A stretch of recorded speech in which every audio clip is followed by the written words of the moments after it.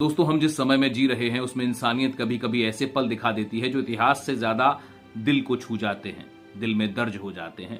पहलगाम में 22 अप्रैल को जब आतंकी हमला हुआ, गोलियां चली, तो कुछ लोग बंदूक लेकर आए थे। जाहिर है वो आतंकी थे, और कुछ लोग अपना दिल खोल कर ले आए थे। वे कश्मीरी थे।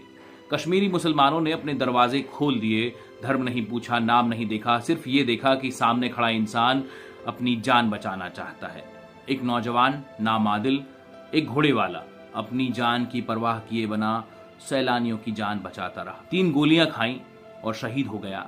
लेकिन आतंक से बड़ा था उसका जज्बा, उसका साहस।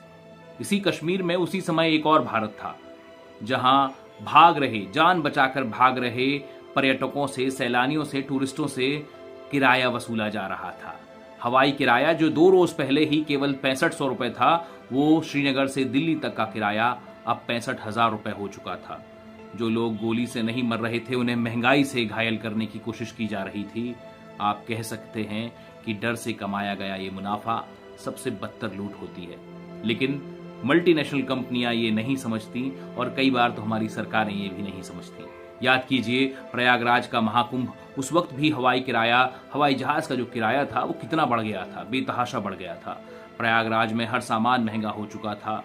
वहां धर्म के नाम पर भक्तों से कमाया गया, और यहाँ आतंक के नाम पर सैलानियों से, पर्यटकों से और उन लोगों से जो बस अपनी जान बचाना चाहते थे। धर्म और डर दोनों ही बाजार के हाथों के खिलौने बन चुके हैं, जिन्हें हम में से बहुत से लोग अपना दुश्मन समझते हैं। वो कश्मीरी मुसीबत के वक्त अपना घर भी हमारे लिए बिना शक सुबह खोल देते हैं, बिना सवाल के खोल देते हैं। लेकिन देश के मुनाफाखोर अपना उसी समय सिस्टम ऑन कर देते हैं, क्योंकि उन्हें पता है मुसीबत में इंसान ज्यादा खर्च करेगा। सरकारें बोलती हैं कि हमने रेट कम करवा दिए, पर सवाल यह है कि जब 65,000 रुपए रेट हो रहा था, प्राइस हो रहा था टिकट का, तब आप कहां थे? शायद इस देश में जो सबसे तेज दौड़ता है वो ना आतंक है और ना बचाव, बल्कि है मुनाफा और राजनीति। चाहे वो पूजा में हो या पलायन में, मुनाफा सबसे तेज दौड़ता है।